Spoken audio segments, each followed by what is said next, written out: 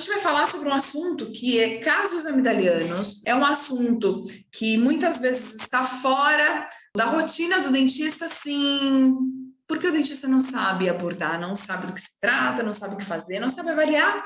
Então, aqui fica uma dica também para esse tipo de assunto, que é um assunto onde a gente consegue fazer parcerias com otorrinos. O otorrino ele é muito procurado por conta dos casos amidalianos, por conta da litose, que o paciente acha que vem devido aos casos, e a gente sabe que não. Grande parte dos pacientes que me procuram tem esse problema, então é algo comum, mais comum do que você imagina, e talvez é um assunto que você deveria, por obrigação, inserir na tua consulta como investigação. Bom, muita gente vem com esse assunto de casos, né, amidalianos. Eu vou trazer um pouquinho para vocês o que são os casos amidalianos a princípio. Casos amidalianos é uma massa, uma bolinha bem fétida, pequena, e que muitas vezes se forma em amígdalas caseosas, que são amígdalas que têm alguns buraquinhos, parece uma redinha cheia de buraquinhos de vários tamanhos, profundidades.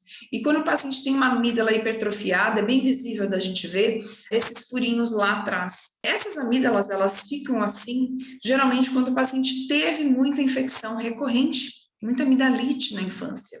Então, não é todo paciente que vai ter uma amígdala caseosa. E quando a gente avalia, né, no exame clínico, pede para o paciente fazer um A bem grandão, a gente consegue ver essas amígdalas e consegue enxergar se ela tem esses buraquinhos. Agora, existem duas perguntas na anamnese que não podem faltar para você já começar a falar desse assunto com naturalidade e trazendo ali mais percepção de valor para os seus pacientes. Então, as duas perguntas são: se o paciente tem as amígdalas. Por quê? Se o paciente já removeu as amígdalas, pode acabar o assunto de casos, porque ele não tem casos.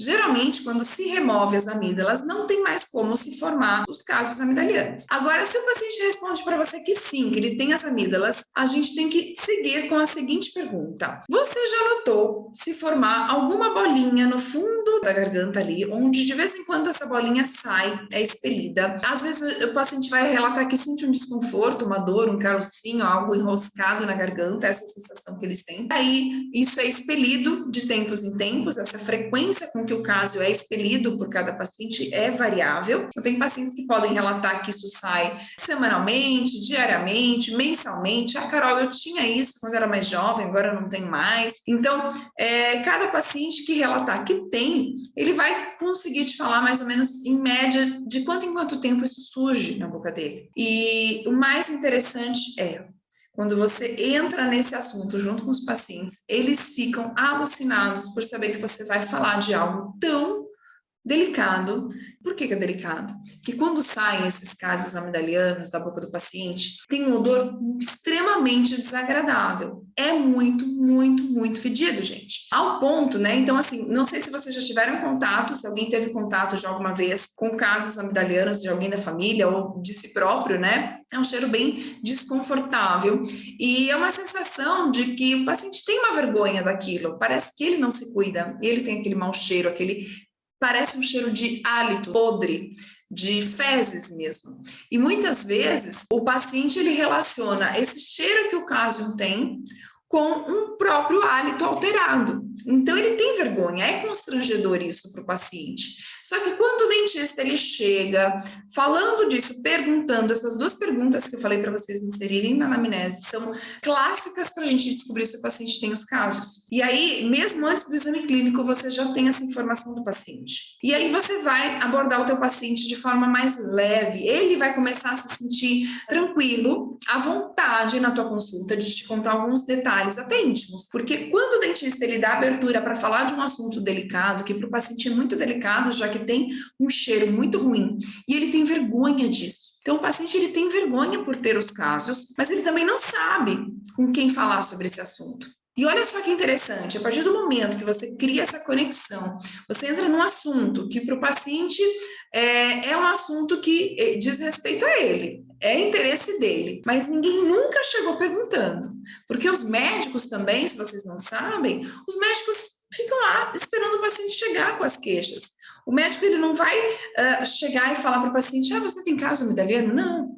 Só que nós, dentistas, vamos fazer isso. Entendeu? Então, quando a gente chega com esse tema, o paciente se identifica com a gente, ele fala: pronto, eu achei o dentista da minha vida. Eu passo há anos com vários dentistas e ninguém nunca me falou sobre isso. Então, você já é notado pelo paciente, você já torna um profissional ali diferenciado na cabeça dele, ao ponto de sim, se o restante da tua consulta se desenrolar do jeito que você está habituado, mas agora tem alguns detalhes a mais que você vai acrescentar e que vão fazer total diferença. Você tem que trazer para o paciente o que ele muitas vezes pensa ser normal, levar para ele que isso não é normal, que isso precisa ser tratado e que você vai ajudá-lo. Então, vincule com o paciente a necessidade de buscar o seu atendimento, a necessidade de estar no teu consultório, porque nenhum outro profissional faz isso, mas você faz. Então, agora faz sentido na cabeça do paciente ele estar em contato com você. E por que é importante, então, Carol, eu inserir esse tipo de pergunta, né, esse tipo de abordagem na minha consulta? Primeiro, você vai ser reconhecido como um dentista que pergunta o que a maioria dos dentistas não pergunta, que investiga o que para o paciente aquilo lá ele já se acostumou, apesar de ser totalmente desconfortável e constrangedor. É um segredinho dele que você vai cutucar, vai abordar e vai falar assim, ó, fica tranquilo, isso para mim é super comum, isso acontece com vários pacientes meus, você não é o único. Então, quando a gente dá essa mão para o paciente, ele realmente se sente cuidado. E quando eles têm casos e você entra nesse assunto, eles ficam muito felizes, porque é difícil, como eu já disse, o dentista falar sobre isso e acaba mandando o paciente só ir para o otorrino.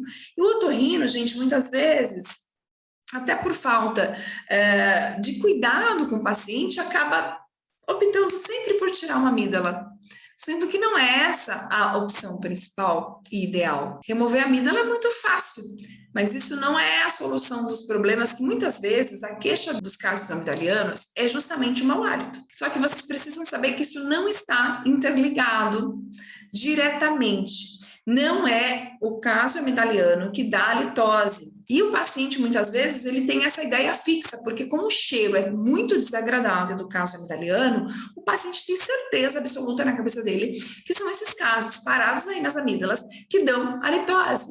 Só que não. E você é o profissional que vai orientar e mudar essa percepção do paciente. Por isso que você se torna mais valorizado. Você traz consciência para o paciente sobre um problema que para ele nem tinha solução muitas vezes. E isso te ajuda a fidelizar esse paciente, isso te ajuda a ser mais bem visto, isso te ajuda a ser mais indicado.